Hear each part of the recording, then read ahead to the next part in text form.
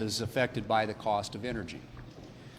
If you look at what energy impacts, it certainly impacts the cost of transportation, fuel, impacts and increases the cost of heating and fueling our homes, increases the cost of groceries.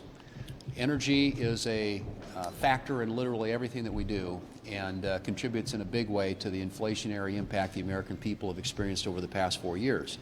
Republicans here in the Senate are very interested in making sure that we have an all-of-the-above energy strategy that puts the focus on making America energy dominant. And what the Democrats, on the other hand, do, if they don't like something, they tax and regulate it to death, and if they do like something, they force a mandate on the American people, like they did with electric vehicles. Well, this week we're going to be focusing on trying to drive down the cost of energy in this country, which, by the way, in the last 4 years under the Biden administration, energy increased 30%. 30%. Think about that and the impact that has on the American people's pocketbooks. They understand and get this issue. They agree with us.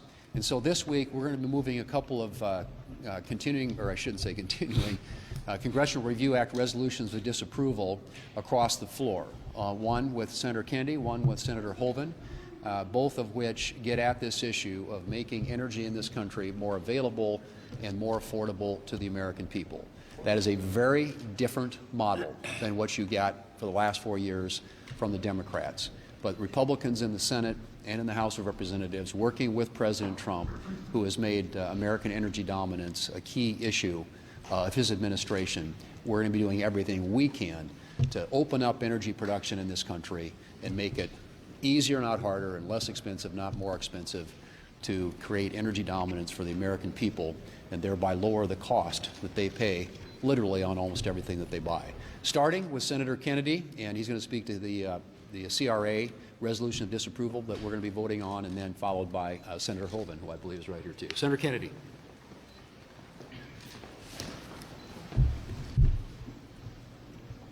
Since 1938, we have drilled over 6,000 oil and gas wells in the Gulf of America and built thousands of miles of pipeline. To do that, the oil and gas industry has had to spend billions of dollars to survey every square inch of the seabed in the Gulf. Every square inch has been surveyed and x-rayed. We found 4,000 shipwrecks. In the waning days of the Biden administration, BOEM promulgated a new rule that says if you want to drill a well or build a pipeline, you've got to survey it again.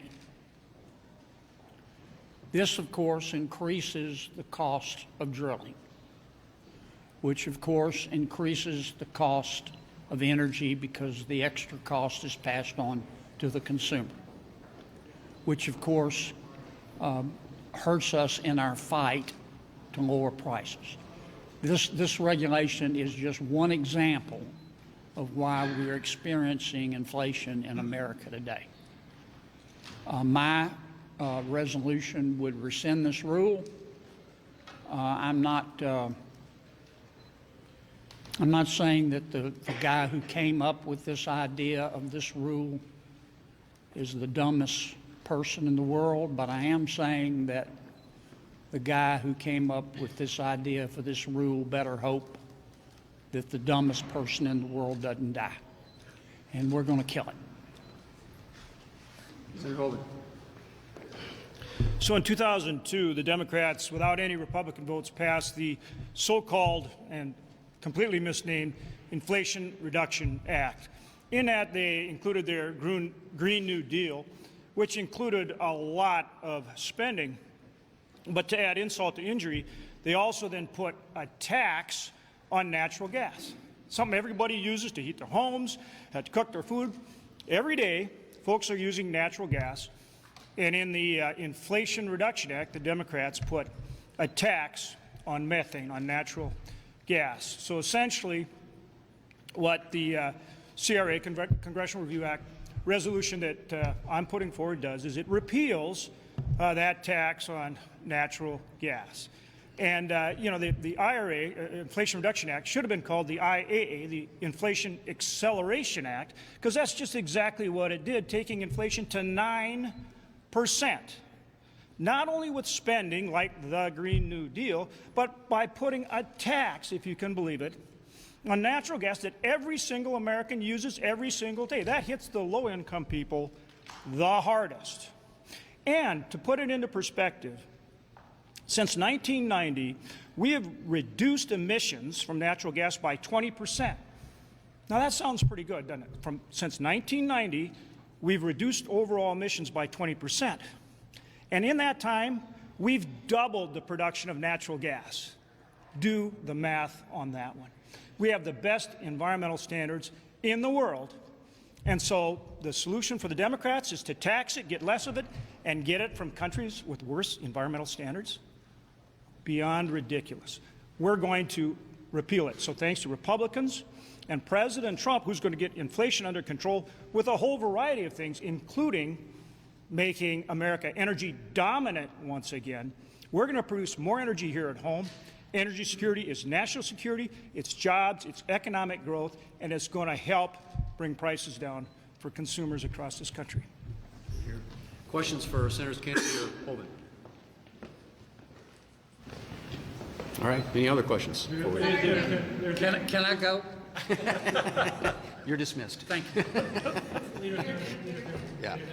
Was it appropriate for the U.S. to vote against the UN resolution that named Russia as the aggressor in the war against Ukraine?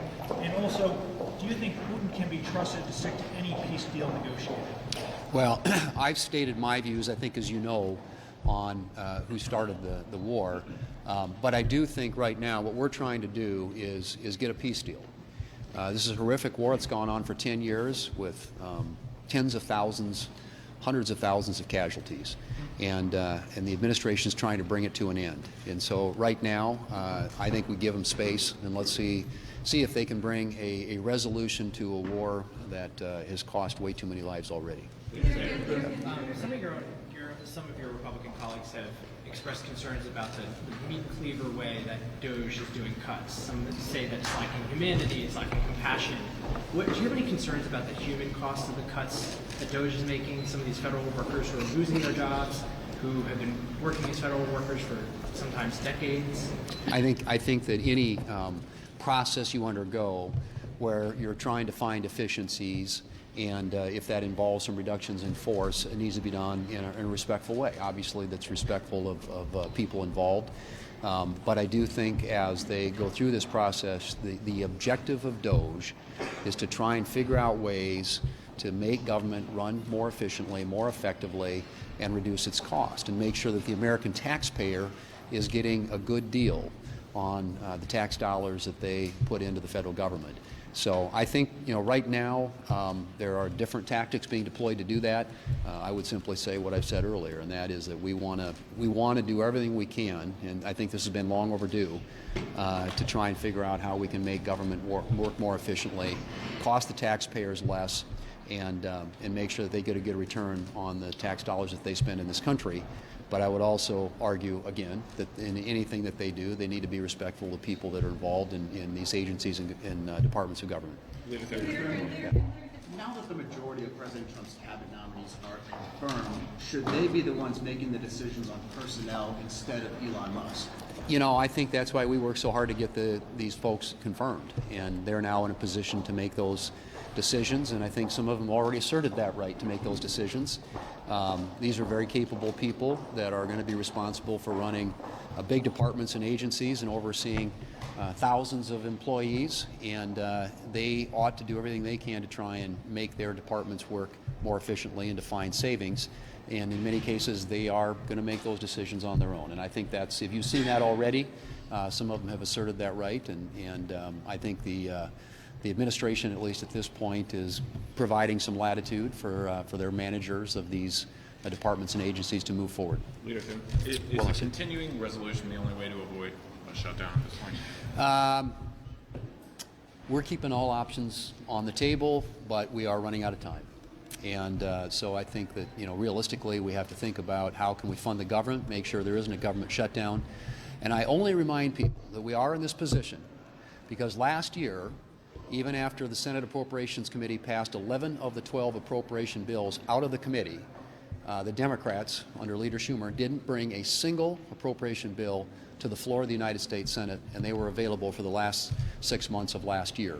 So we have a pileup right now created by the Democrats' own making, and now they are publicly talking about shutting the government down.